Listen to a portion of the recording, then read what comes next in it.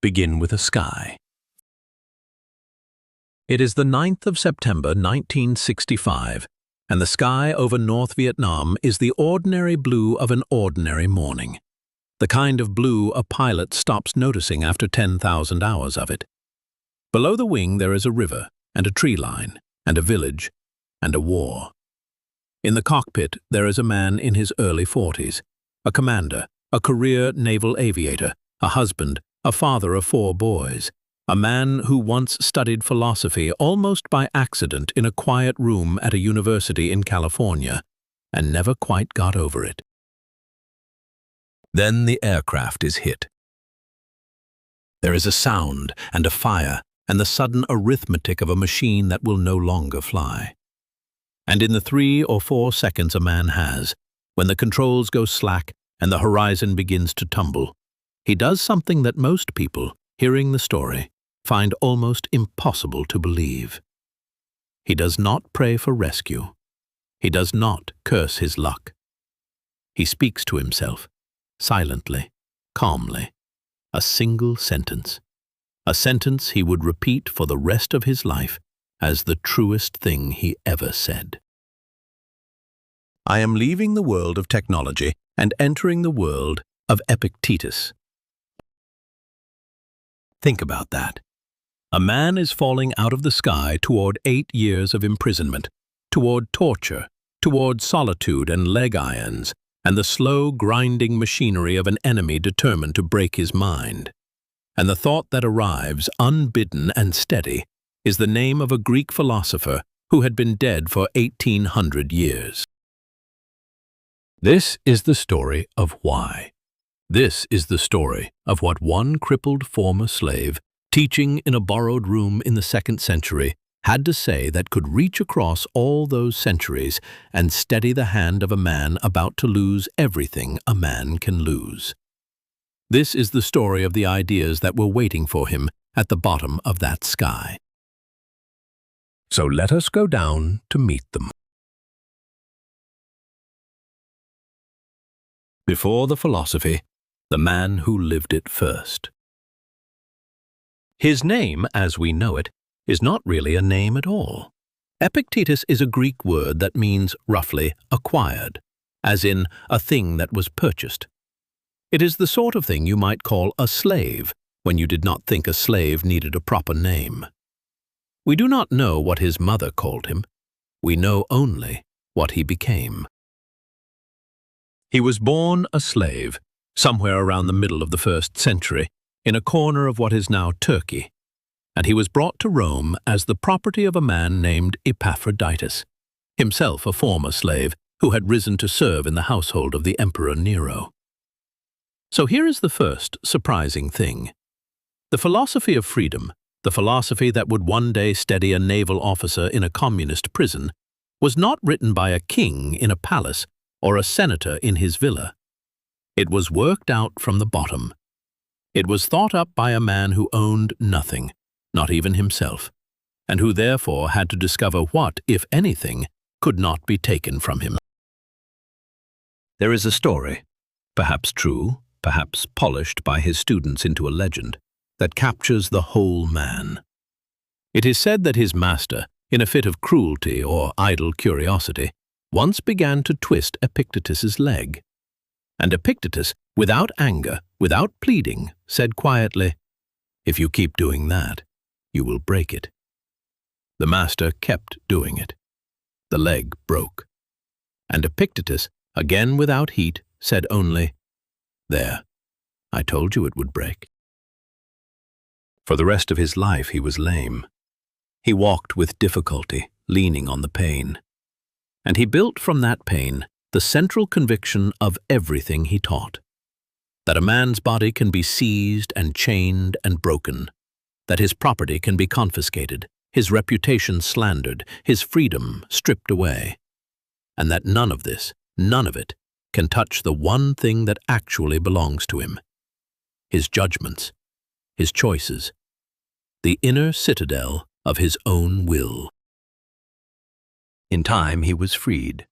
He studied under a great Stoic teacher, and then he taught, and he was banished from Rome when the Emperor Domitian grew nervous about philosophers, and he set up his school in exile in a Greek town called Nicopolis, and there, into old age, he lectured to young men who came from all over the empire to hear him. He never wrote a word.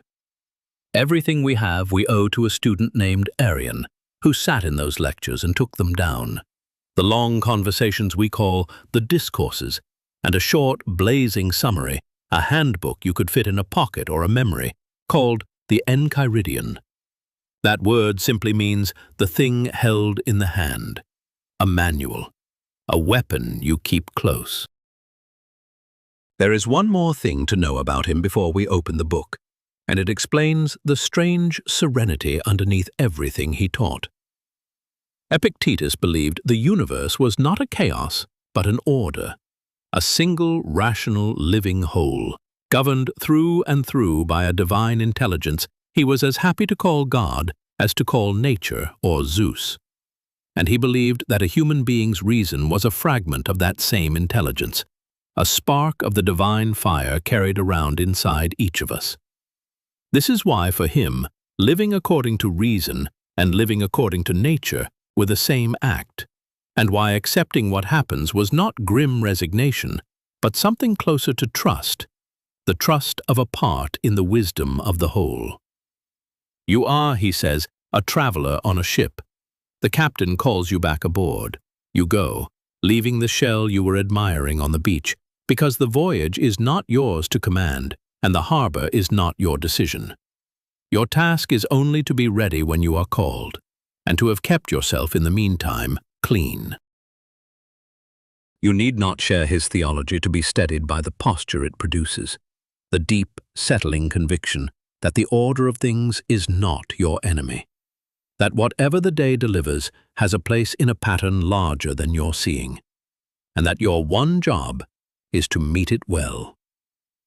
But it is worth knowing that beneath the iron discipline there was this warmth, this trust, this sense of belonging to a cosmos that was, at bottom, on the side of reason. A prisoner who carries that conviction into the dark carries something more than a technique. He carries a home he cannot be evicted from. And it was that handbook and that trust, memorized decades earlier in a quiet seminar room, that a falling pilot reached for in the last second of his old world. Let us open it. If you take nothing else from this hour, take this. Everything in Stoicism, everything that held Stockdale together in the dark, grows from a single root. Epictetus put it in the very first line of his handbook, the first thing he wanted a student to understand, before anything else could make sense. Some things are up to us, and some things are not. That is all. It sounds almost too simple to matter, but turn it over slowly, because nearly the whole of human misery hides in the gap between those two categories, and nearly the whole of human freedom is found in telling them apart. What is up to us? Epictetus draws the line with great care, and the line is narrower than we would like. Up to us are our own opinions and judgments. Up to us are our impulses, the movements of the will toward a thing or away from it. Up to us are our desires and our aversions, what we choose to pursue and what we choose to refuse.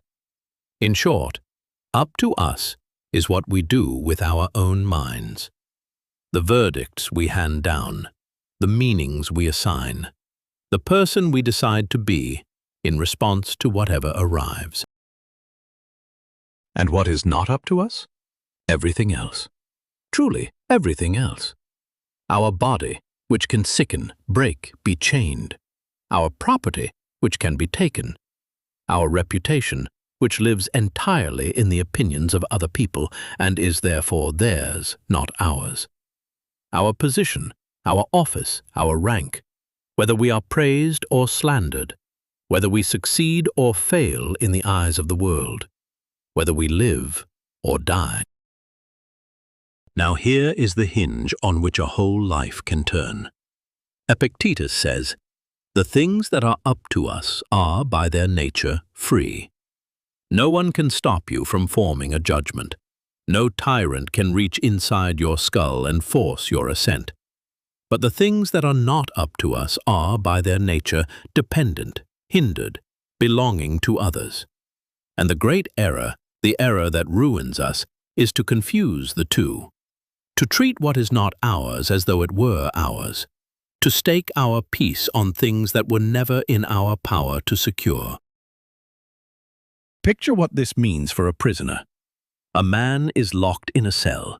His captors control his food, his light, his contact with the world, the chains on his ankles, the hours of his day, the very question of whether he sees tomorrow. By the ordinary reckoning, they control everything. But Epictetus would ask him one question, the question that saved Stockdale's life. Do they control your judgments? Can they make you believe that cruelty is admirable? Can they force you to betray the man in the next cell in your own heart? Can they compel your assent to a single lie you have decided to refuse? No, that door has no lock they can pick.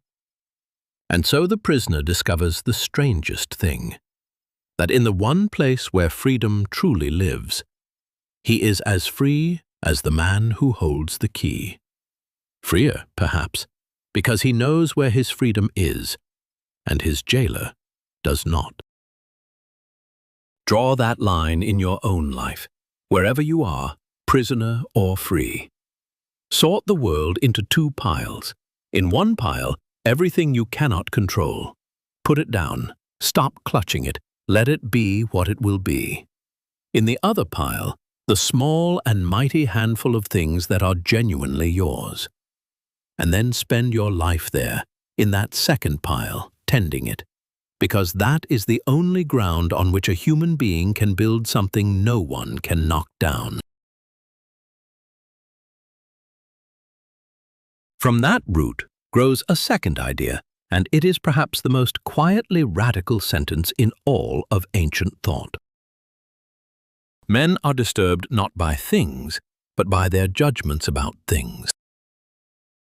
Read it again, because your whole nervous system will resist it. We are certain, utterly certain, that things upset us. The insult upset me. The diagnosis upset me. The loss, the betrayal, the failure, they did it. They reached out and disturbed my peace. That is how it feels, every time. Epictetus says, "No, look more closely. The event is one thing. Your suffering is another, and between them, invisible and lightning fast, sits a third thing, a judgment, an opinion, a verdict you handed down without noticing you were the judge. The insult is just noise in the air until you rule that it is harmful. The loss is just a change in circumstance until you rule that it is unbearable. Death itself, he points out, did not frighten Socrates, because Socrates had formed a different opinion about it. The thing is neutral, the verdict is everything, and the verdict is yours." This is not a trick of positive thinking. It is not pretending the leg irons are comfortable. Epictetus is not asking anyone to smile through agony or to call pain pleasant. He is making a much sharper claim, that your captor can deliver the pain, but only you can deliver the second thing, the story that this pain means you are ruined, defeated, worthless, broken. That second delivery is an inside job, and because it is an inside job, it can be refused. For a man being systematically tortured, this distinction is not academic. It is a fortress.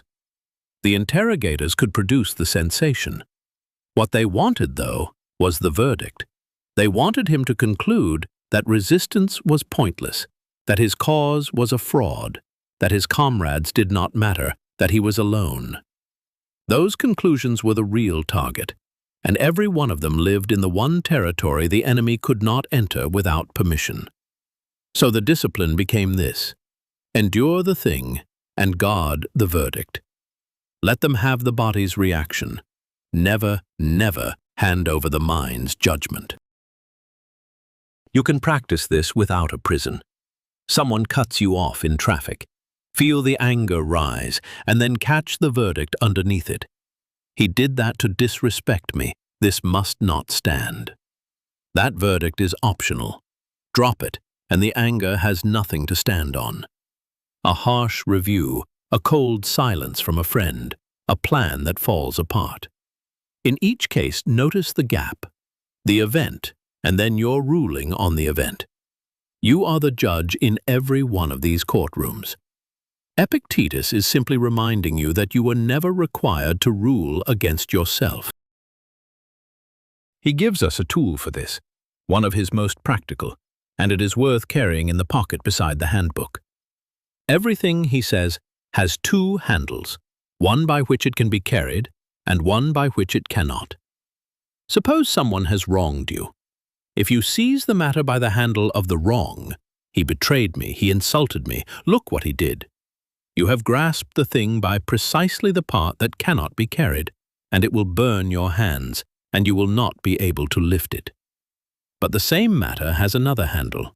He is a person who was mistaken. He is doing what seems right to him, however wrong it seems to you. He is, in some way, your brother in the same difficult human condition. Grasp it there, by the handle of understanding, and suddenly the thing can be carried after all. The event did not change. You changed your grip, and the whole weight of it changed with your grip. This is why Epictetus can say the strange thing he says about insults, that it is not the man who reviles you who wrongs you, but your own opinion that his words are wounding. Strip away the opinion, and the insult is only a sound, a bit of moving air, no more able to injure you than the wind. When you can be angry at an insult, he points out, you have already handed the insulting man a rope tied to your peace, and now he can yank it whenever he likes. Refuse the verdict, and you take the rope back. The remark still comes. It simply arrives at a wall instead of a wound. Picture, again, the interrogator hurling contempt across a cold room, straining to provoke, to shame, to make his prisoner feel small. And picture the prisoner receiving it all as weather, as noise, as the wind against the citadel wall. And you begin to see how a man walks out of 8 years of that with his dignity not merely intact, but deepened. We come now to the hardest teaching, and the one the prison years tested to destruction. Epictetus insists on a separation that sounds cold until you need it, and then sounds like salvation. He says, you are not your body. The body, he says, is something you have, not something you are. It is on loan. It belongs, like the weather, to the great order of things, subject to heat and cold, hunger and injury, age and death. It can be seized, it can be hurt, and a wise man makes his peace with this early, in comfort, so that he will not be ambushed by it in extremity. There is a line of his that students have carried into battle and prison and hospice for 2,000 years. He imagines a tyrant threatening a philosopher, and the philosopher answering in effect, you can chain my leg, but not even Zeus can conquer my will. Chain the leg, yes, that is in your power. The leg is a thing that is not up to me. Take it, bind it, break it as my old master broke mine. But my proheresis, my moral will, my faculty of choice, the deep-down chooser that decides what I assent to and who I will be, that you cannot touch, because it does not live in the leg, or in the arm, or in any place your chains can reach. Proheresis. Hold on to that Greek word, because it is the keystone. It is the part of you that says yes and no. It is not your circumstances, and not your reputation, and not your comfort, and not even your survival. It is the innermost act of choosing. And Epictetus makes the staggering claim that this, only this, is the real you, and that this alone is genuinely, permanently free, because its freedom is guaranteed not by any government, but by the very structure of what a mind is. Now bring this into the cell. A man is put in leg irons and left in them day after day, week after week.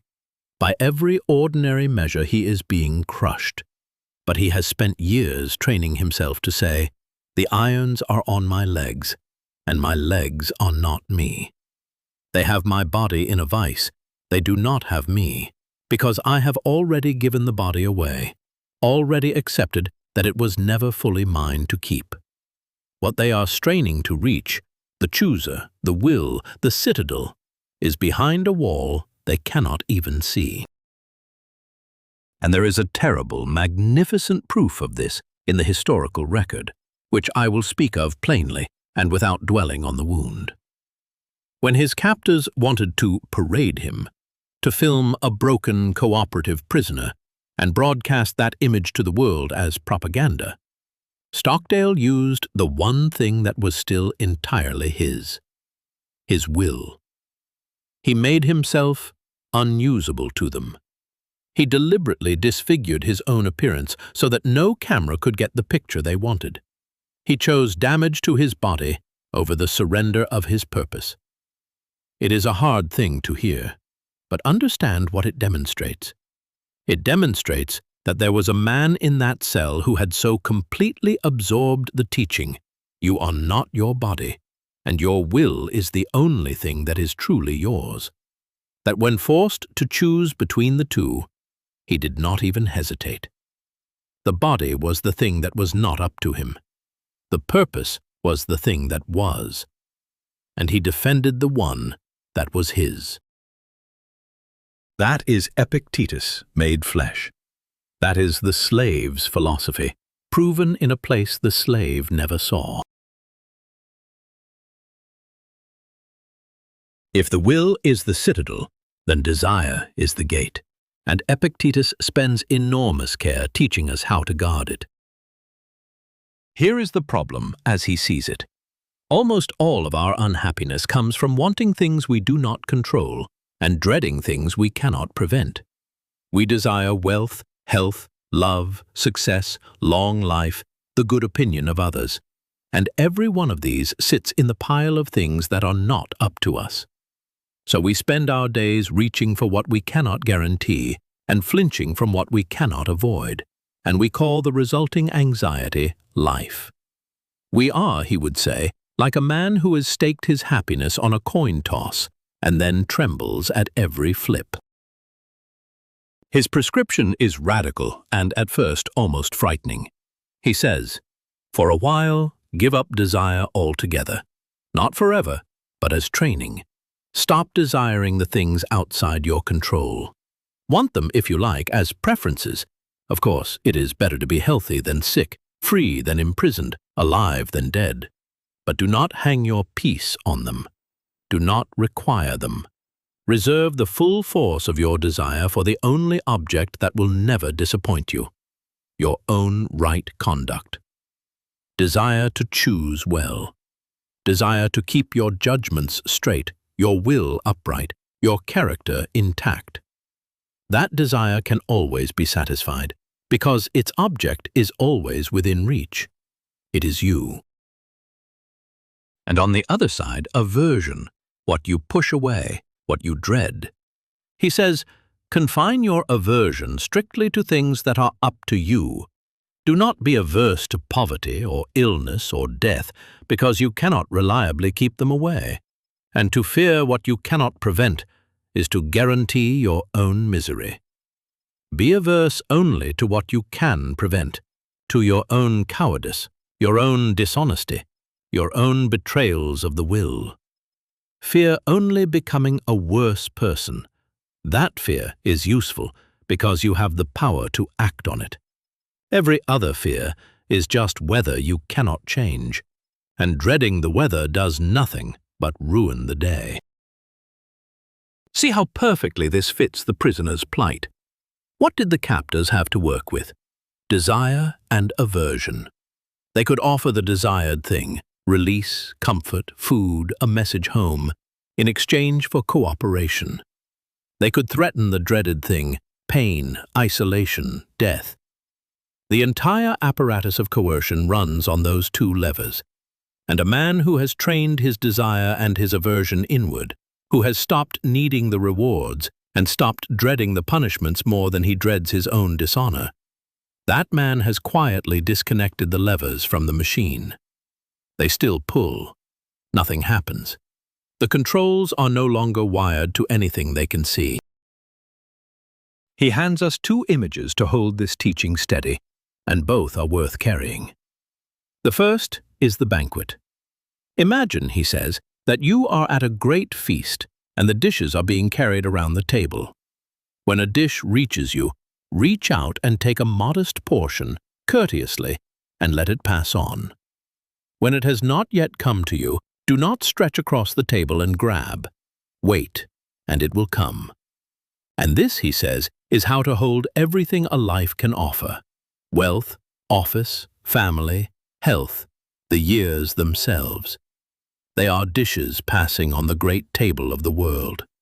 Take your portion gracefully when it comes to you. Do not clutch, do not grab ahead. And when the dish moves on, let it move on without grief.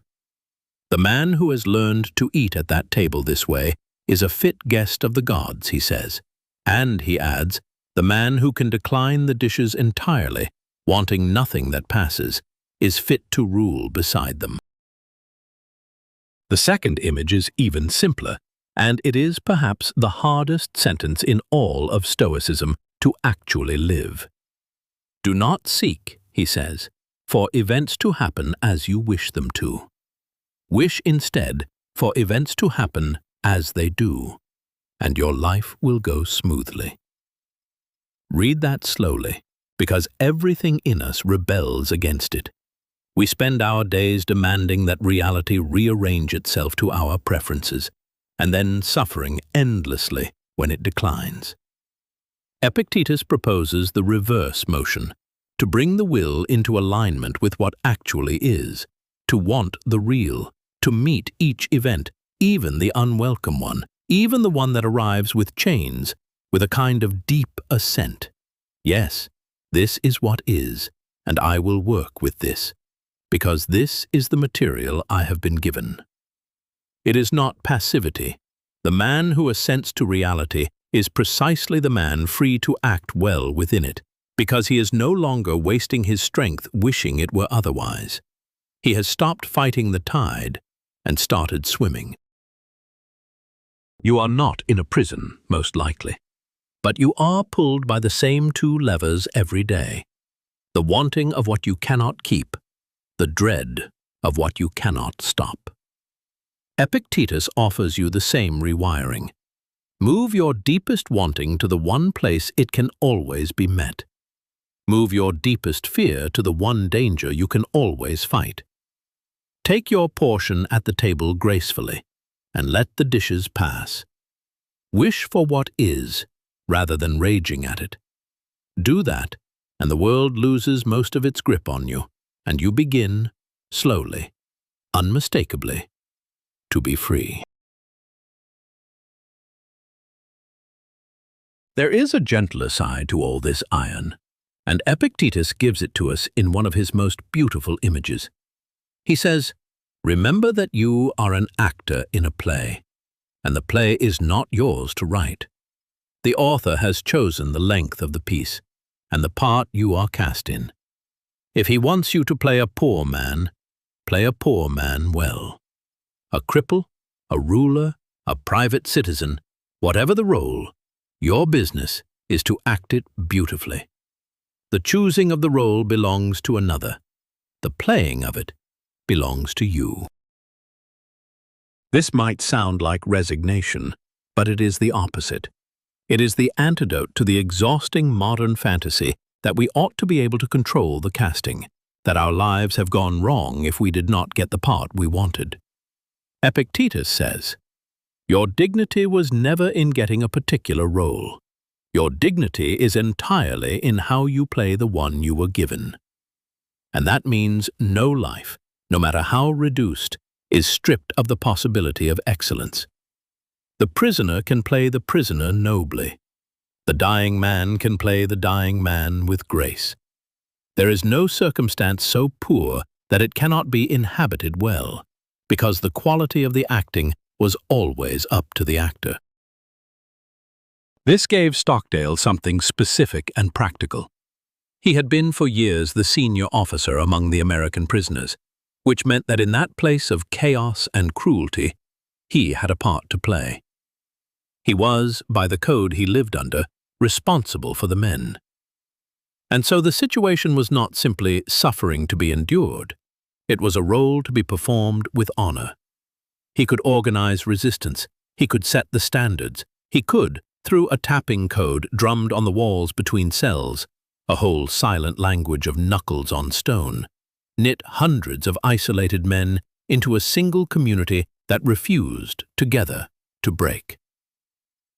The role gave the suffering a shape. The station gave the pain a purpose.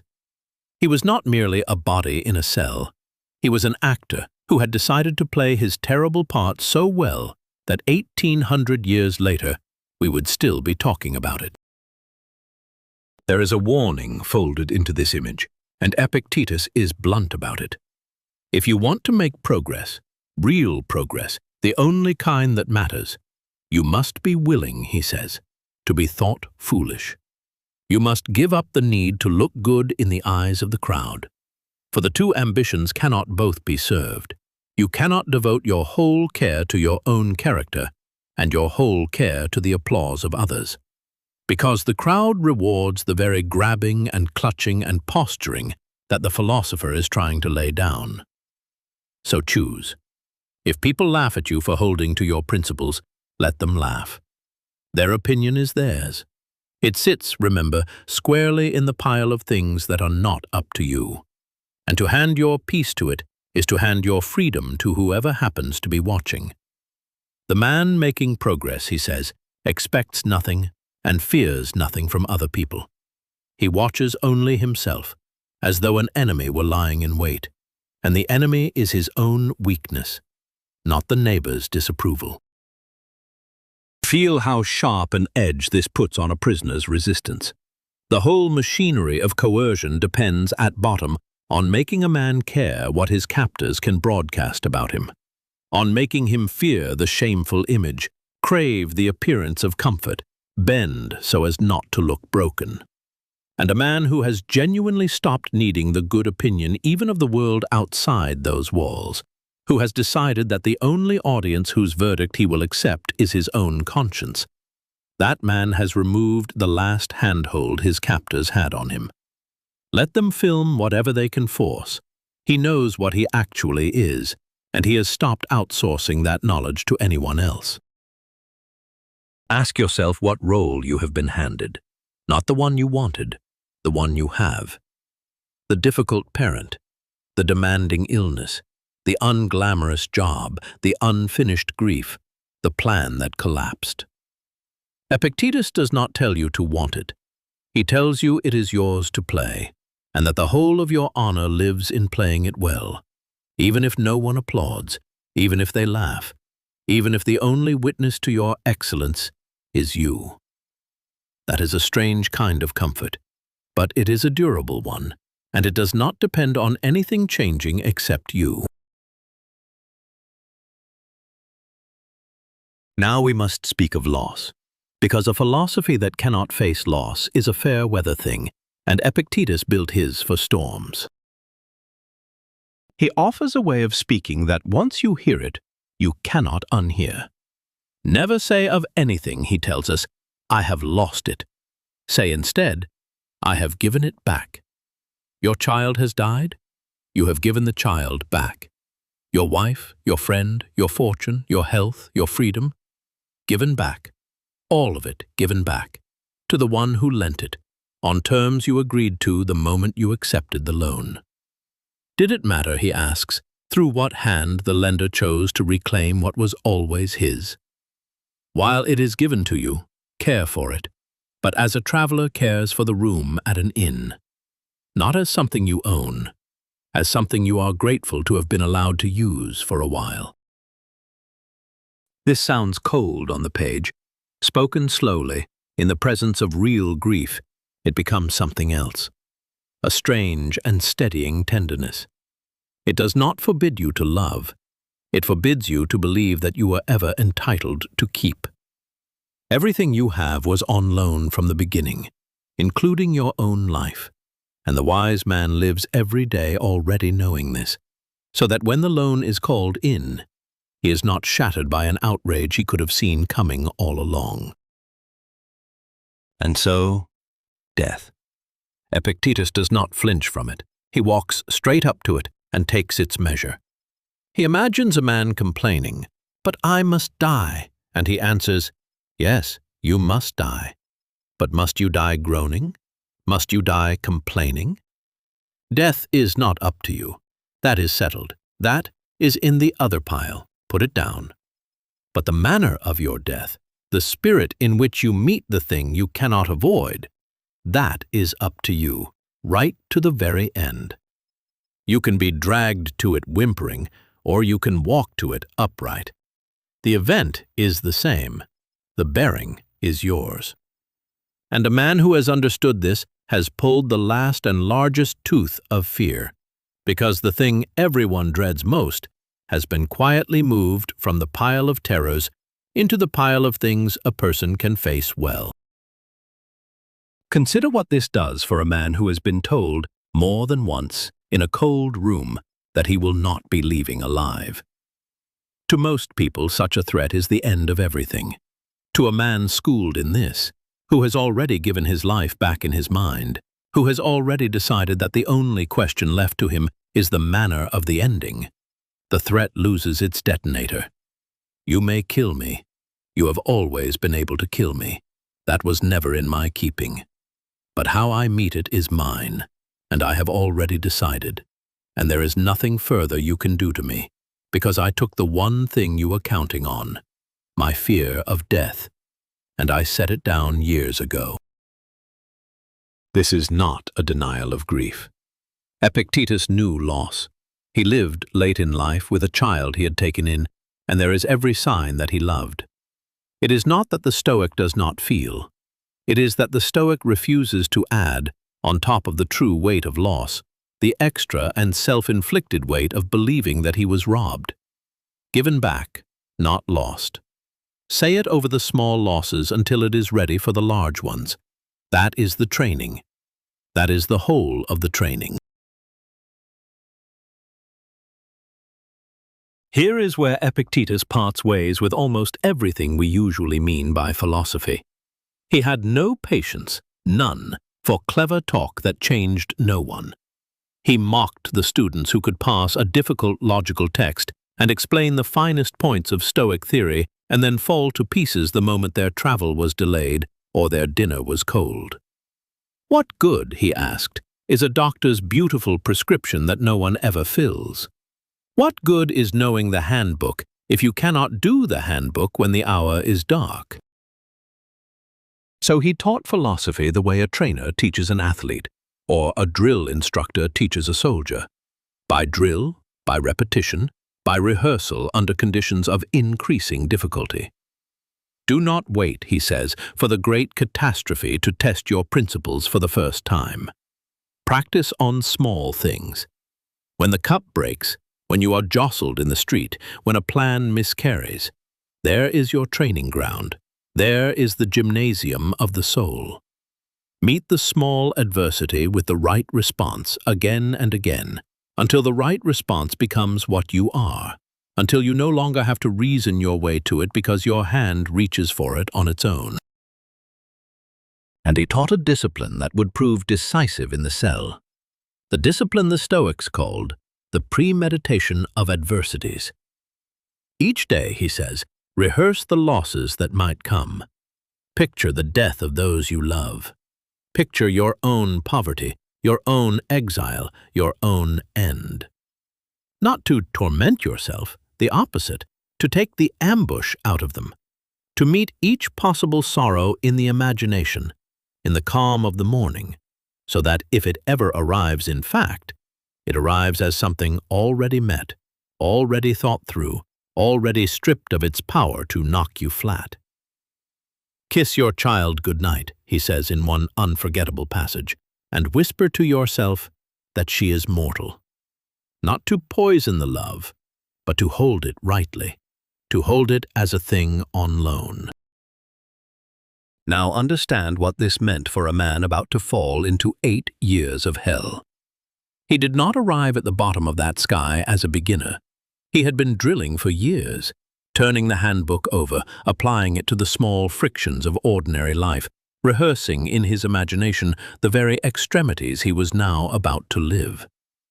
So when the real catastrophe came, it did not find an unprepared man fumbling for principles he had only read about. It found an athlete who had trained for exactly this event, in the dark, alone, for years, without knowing whether the event would ever come. This is why the sentence that arrived in the falling cockpit was so calm. It was not bravado, it was recognition. He had trained for this fight, and now at last the fight had come, and some deep part of him almost said, "Good, now we will see whether it was all true." Epictetus even tells us how to know whether the training is working. The marks of a person making progress. "Watch," he says, "for these signs. Such a person blames no one, praises no one, complains of no one, accuses no one. He says nothing about himself as though he were somebody or knew something.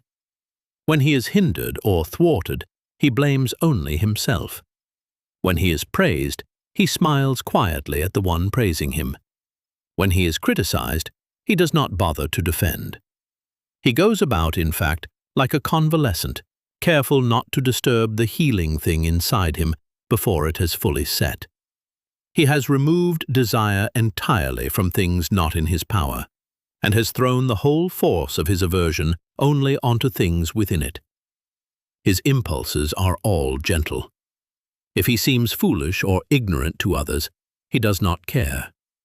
In a word, he watches himself as his own most vigilant guardian, and he has stopped expecting the world to hand him anything at all. Read that list slowly and you will notice something. It is not a list of beliefs. It is a list of behaviors, of habits, of a whole reoriented way of moving through the day. That is the point. Epictetus did not want admirers of his doctrine. He wanted people in whom the doctrine had become invisible, absorbed, turned into reflex, people who no longer had to remember the handbook because they had become it. And that is exactly the kind of person the philosophy produced in the one place it was tested past all endurance. Not a man reciting maxims in a cell, but a man in whom the maxims had long since dissolved into character, so that when everything was stripped away, what remained was not a memory of Stoicism, but a Stoic. It was true. That is the testimony he brought home. Under the worst that human beings can do to one another, the handbook held. Let us speak briefly and with respect of the years themselves, not to dwell on the cruelty, but to see the philosophy at work in the place it was forged for. 8 years, 4 of them in solitary confinement, long stretches in leg irons, torture endured many times over, and through all of it, a man running the Stoic operating system under maximum load, day after day, in conditions Epictetus described but never had to survive. The dichotomy of control became the daily bread. Each morning presented the same sorting task. What today is up to me and what is not. The cell is not up to me. The chains are not up to me. Whether I am interrogated today is not up to me. But whether I keep faith with the men around me, that is up to me. Whether I hold my judgments straight, up to me. Whether I meet this day with a will still upright and unbroken, up to me. Put down the first pile. Live entirely in the second. Repeat tomorrow. The tapping on the walls, that patient, secret code, letter by letter, knuckle by knuckle, was the discipline of the role made audible. It was a man refusing to be merely a prisoner, insisting on being a commander even here, knitting isolated sufferers into a single body that could hold a standard together.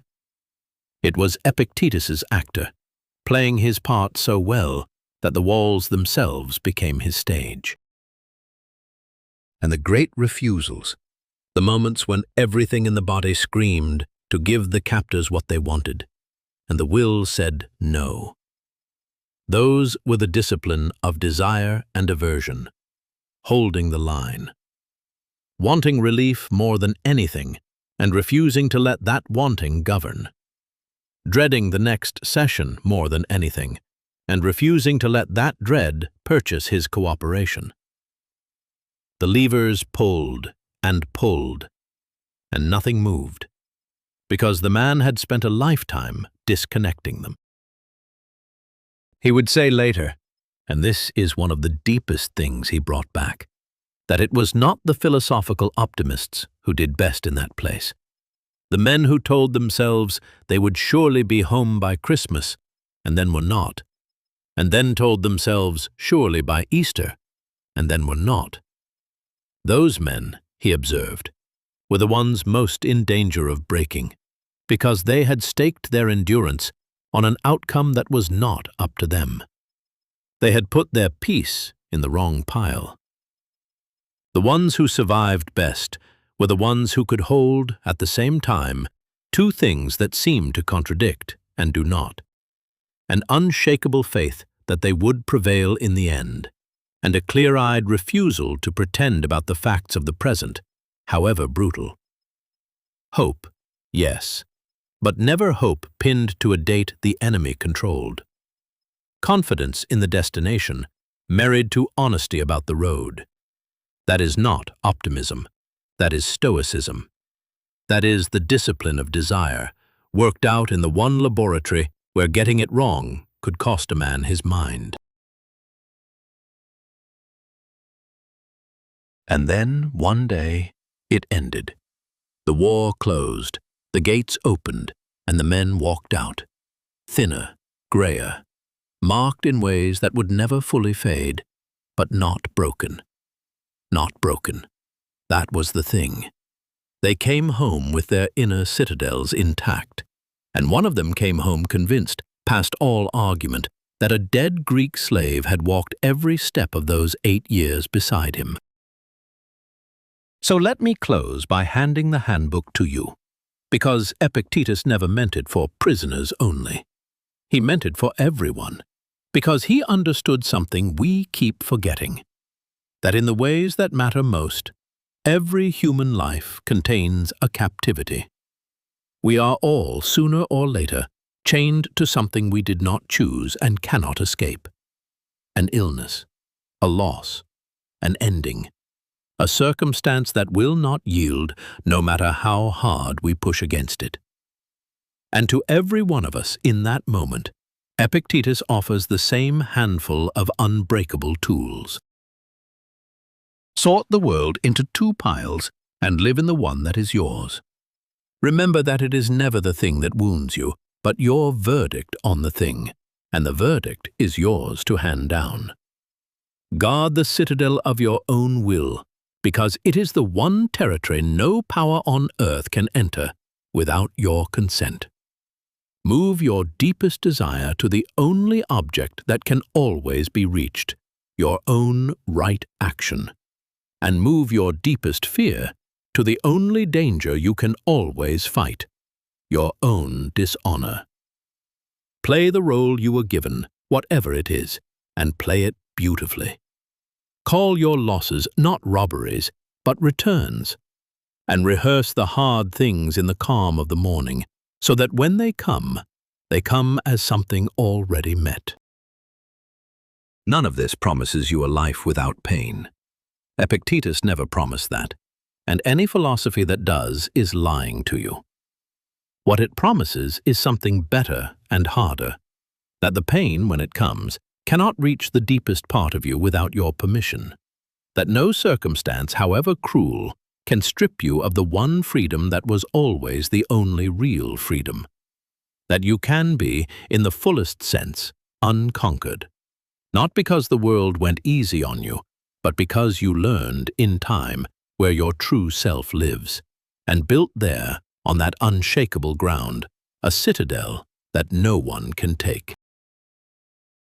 A man fell out of the sky once, and on the way down he was not afraid, because he knew exactly where he was going.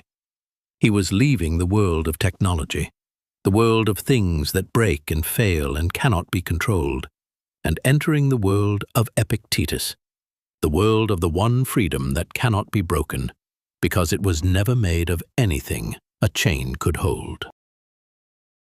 That world is not his alone. Its gate stands open. Its handbook fits in the hand. And you may enter it whenever you are ready, by the same door he did, by understanding at last what is up to you and what is not.